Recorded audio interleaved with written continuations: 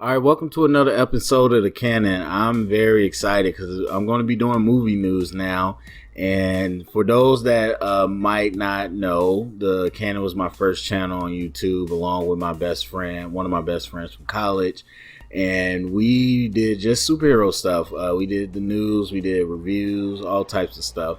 And once he decided to part, I kind of went in a different direction and more on movie reviews in general.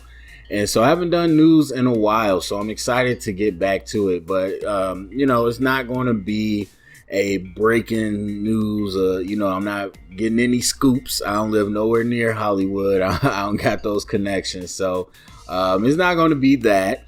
If you aren't deep into movie news, you might hear some stuff you didn't hear before. But it is mostly me reacting to some of the stories that are out. So that's just kind of what it'll be.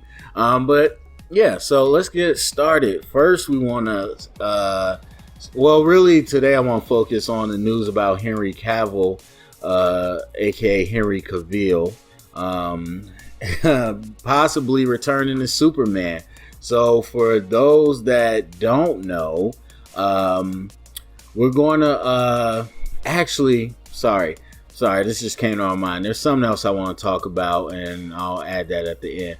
But anyway, so for those that don't know, Henry Cavill plays Superman in Justice League, seemingly for the last time, where a lot of different sources came out and was saying that Warner Brothers in particular was moving away from the character, not just Henry Cavill. So they were looking to focus on different properties for whatever reason.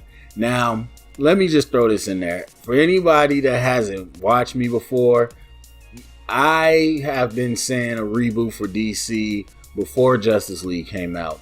I'm a big fan of DCU up into Justice League, but it was very clear to me for a lot of reasons they needed to reboot. So I've been out there saying that Warner Bros. Is kind of a mess with the DC properties to begin with, even though I like the movies.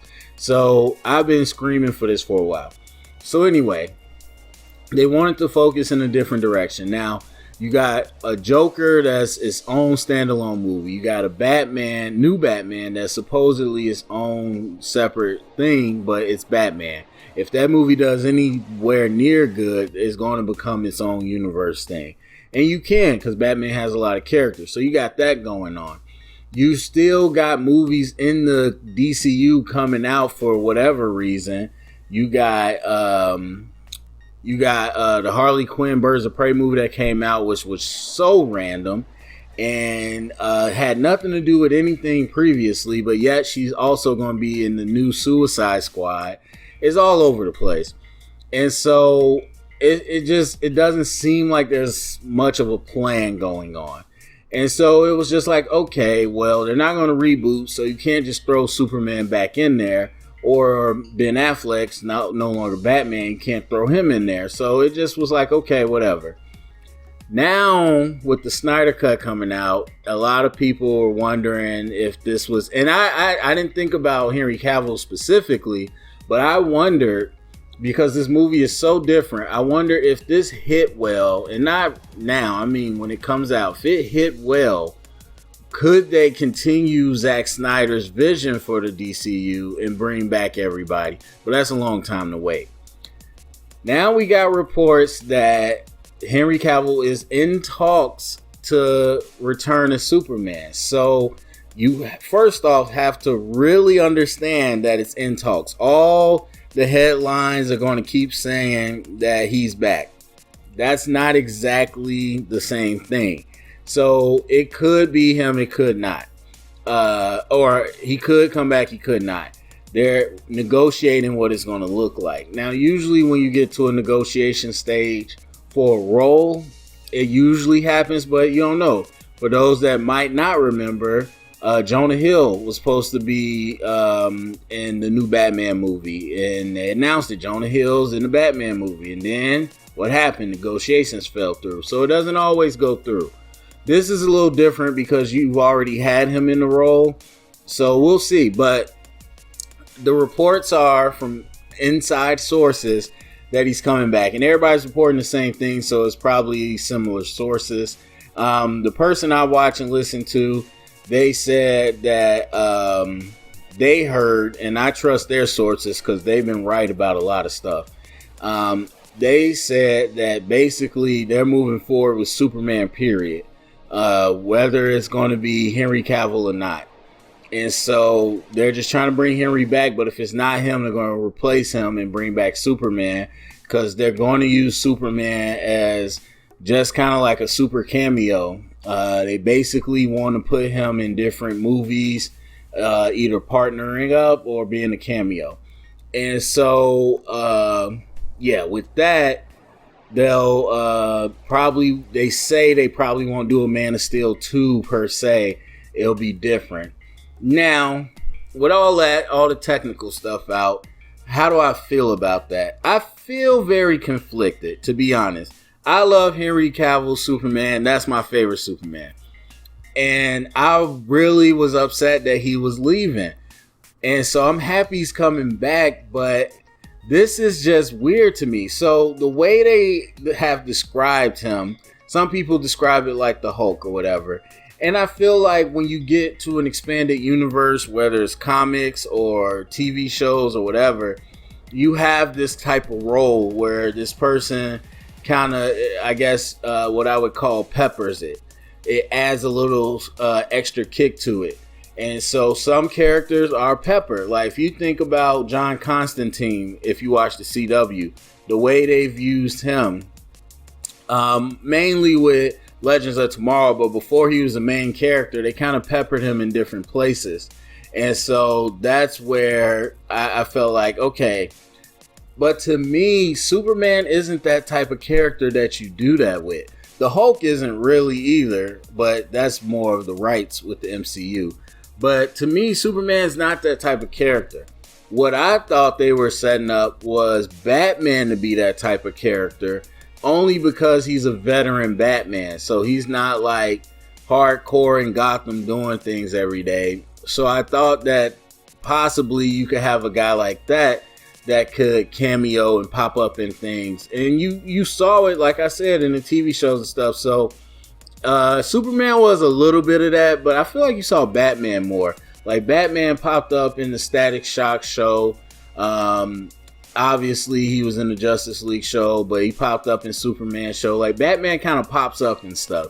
And I felt like he's more that type of character where that makes sense. Because when Superman gets on the scene, if you're in a movie that doesn't require the Justice League, then why is Superman there? That's kind of my thing.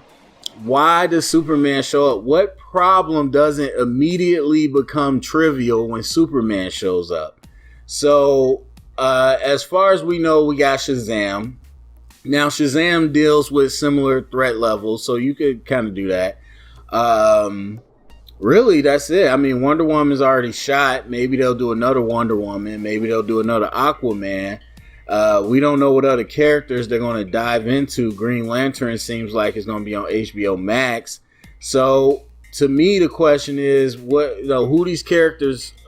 are these characters going to be, and what would Superman do in those movies? So there's talk of Black Adam. I assume that'd be more of an origin story, so Superman wouldn't been alive. But maybe he could show up, but showing up without Shazam, I don't know. Maybe they want to do it like that animated short where it was Shazam and Superman versus Black Adam. Maybe they end up doing that by the end of the movie. I don't know. It just seems a little confusing to me. Not confusing per se, but just weird. I don't know that I want Superman just popping up in people's movies. Now, he is the type that could do it. He could fly over to whoever city and pop up on them. But I don't know. I'll have to really wait and see how they make it work, because otherwise it just feels like Superman's hijacking your movie, or not even your movie, hijacking your city and coming in and saving the day. So it'll be interesting, because people always talk about how hard it is to write Superman just by himself. So now I'm interested to see how they're going to try to fit him into somebody else's story. And it's just weird. Like, if you're going to go back to Superman, a high status guy like that, then just make his own movies. I don't understand. And like they said, or rumored supposedly, is going to be Henry Cavill or not. And so that means it's not just about Henry Cavill's schedule or anything. That means it's about their plans for Superman. They want to use Superman this way. And I don't understand why. Like, yeah, okay, if you say it's hard to write a Superman story, which I disagree with, then it's going to be hard to write it where he fits into somebody else's story also. Unless he's just going to pop up in every thing to fight or to hold up something heavy that the other person can't hold up. I don't know. It's just, I don't know. Because even you think about Justice League, where he pops up at the end against Steppenwolf, and the movie's boom, done. This whole big issue they had done easy. And so that's what it's always going to be with Superman. Now, the other thing I'll say is why I understand it business-wise is because they pivoted so hard. Now, it is weird because they're also going to do the Zack Snyder cut. But anyway, they pivoted so hard in the canon. The canon is the theatrical version of Justice League. In that Justice League, they had a hard right turn to the bright and bubbly Superman. Now, if you know Zack Snyder, you know they were going to get around to Superman becoming that version. But I think this Justice League just did it a lot faster. And so really Zack was showing you the evolution of Superman, and they just kind of did a pivot and made him bright Superman. I think they want to capitalize on that. I think they want to capitalize on the big blue Boy Scout just popping in, smiling, being a hero. And so I understand that from a point of view as well. And probably if they did have a Batman, it would have been Batman instead of Superman, but they don't have a Batman. Because Ben Affleck's not coming back. And the difference in replacing Henry Cavill is that there's nothing else to put Henry Cavill or Superman against. If you replace Ben Affleck, now you got two different people playing Batman in one universe with a third person playing Batman with Robert Pattinson. That won't fly. That's too much at once. So I think that is why they are going this route with Superman. I'll wait. I'll give it a wait and see. It doesn't feel great on the surface, but I'd rather have Henry Cavill than not have him. And I'd rather have Superman than not have him. So, well, I take that back. If it's really bad writing, I'd rather not have him. Because especially with Superman, where you really could easily just put him in space and say, he's doing something in space and he's gone. That's so easy for you to do. He's done it plenty of times. You could have that be his storyline of why he's gone. But if they can find a creative way to write him in, I'll be down for it. So I guess we'll just have to wait and see. But it is inevitable. I will say that. I said this about the MCU. I don't even remember what phase it was.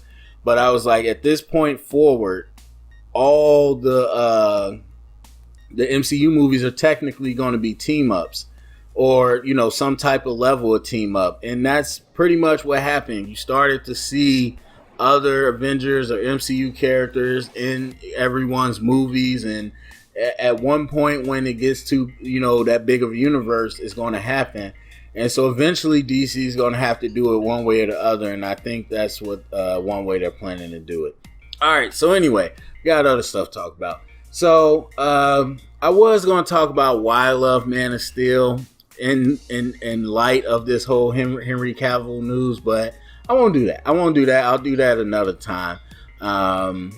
Because that's a whole different thing. But I absolutely love Man of Steel. One of the best movies made in the superhero genre. And I'll get into that another time for those who haven't heard me talk about it. But the other thing I did want to talk about was this idea of the movie theaters surviving the coronavirus. I've heard a lot of people with bad information that have been saying, well, the movie theaters is not going to be the same after this. And first off, they said that about a lot of things. So I will say there's definitely going to be change. Like, we're not going to come out the same after this pandemic. But to act as if everything's just going to be a 180 is silly. It's in a very simple example. Think about 9/11 for those that are around for that, and the difference in flying. Yes, and we're talking about something that was, probably more visceral than this, where you had this attack and everybody had this irrational fear of Middle Eastern people that was pushed by the media, all that stuff.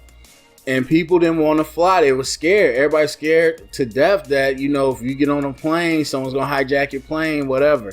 And so people were just, I'm never going to fly again.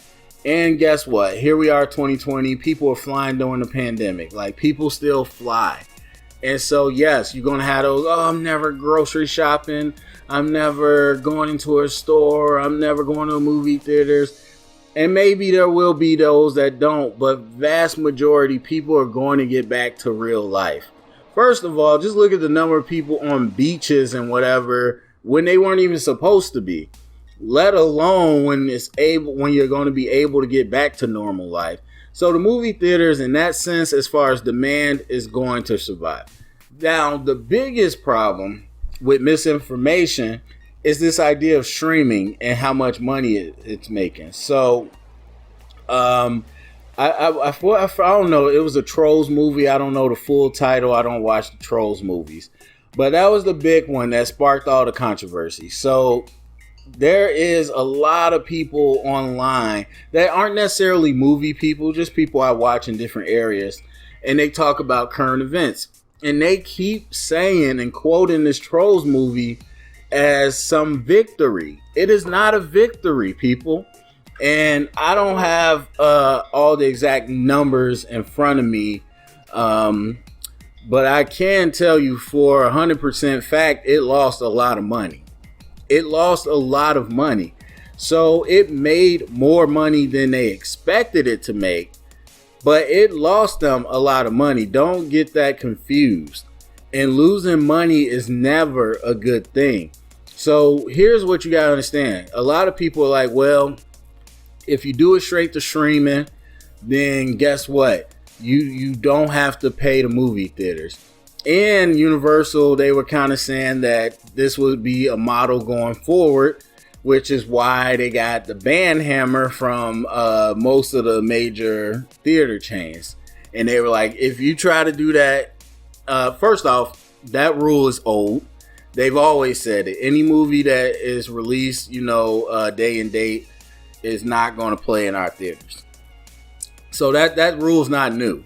And they just repeated it. Like, we're not playing any movies that you try to release simultaneously. That's not happening. And so people have to understand that's only certain movies. And so while, yes, it's true, there's the amount of money you don't have to pay the theaters, but that's not a huge bit. Like, movie theaters roughly give away 75% of the ticket sales back to studios.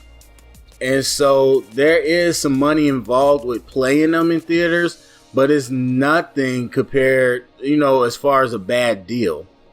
And so it's also nothing compared to the payoff when you have hit movies. And so here's the difference. If you said Trolls was supposed to go on direct streaming, like they didn't force it on direct streaming, they planned for it to go on direct streaming, nothing would change except the marketing. And so if you made that movie for how much you made it for, the marketing can be a nice little, coin, but really that'd be it. Like, you can ramp down the marketing. That's probably it. You still have the cost of making that movie and all its expenses. And so when you look at how much you stand to get online versus what you stand to get in the theaters, it's not even close. It's not even close.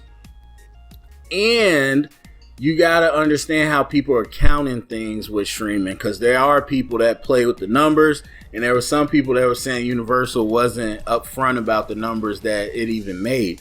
But even if you looked at Universal, what they were reporting, That's a big loss for them versus what the movie costs. So what's the lesson? The lesson is, first off, there's people like, oh yeah, why would you ever go to the theater? Yeah, I want to do it at home. First off, not everybody feels that way. Second, a lot of movies aren't made to be viewed at home.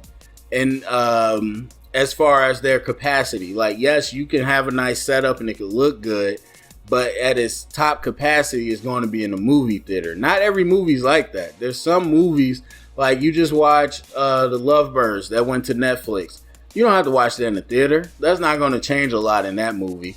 But if you're going to see Tenet is going to be a movie that's fit for IMAX or a bigger screen. And so there's that. But then also the money is not there.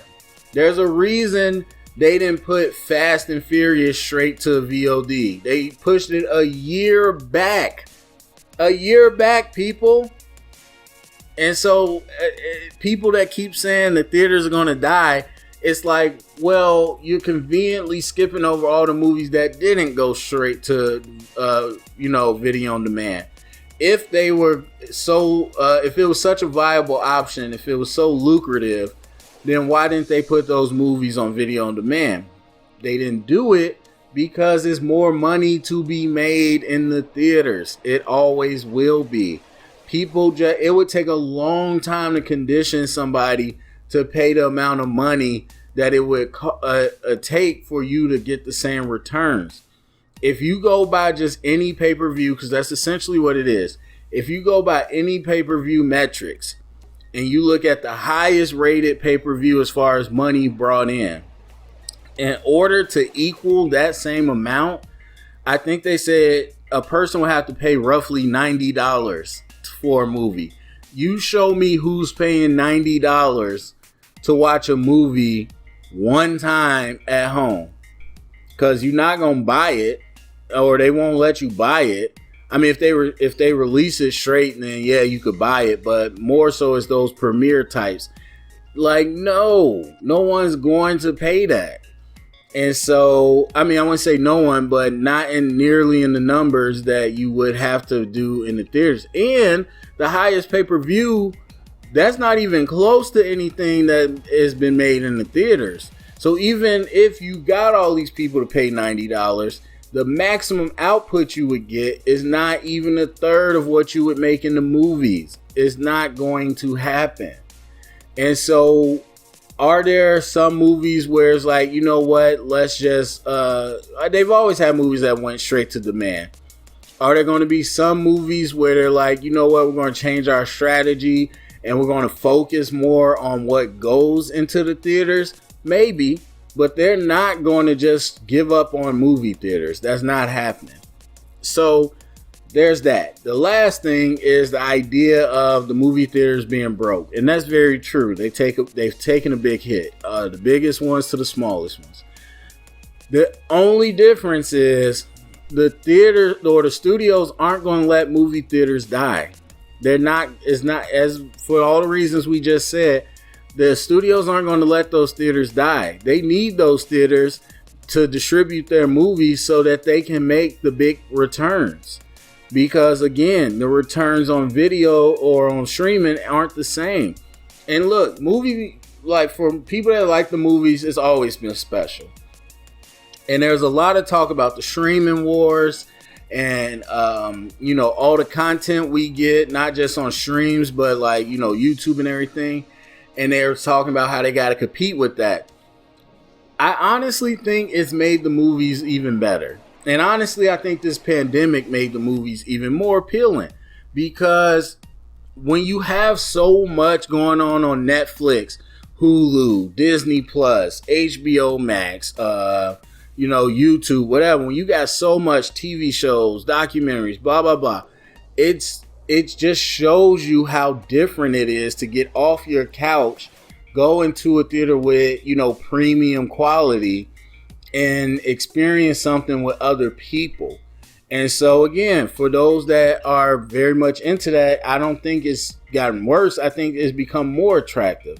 And so it's going to survive. The studio, as far as financially, the studios are going to help it survive, either by what they have to do together as different studios to keep the movie theaters alive, or by what they have to do to support another company to buy them, which leads to the whole Amazon thought.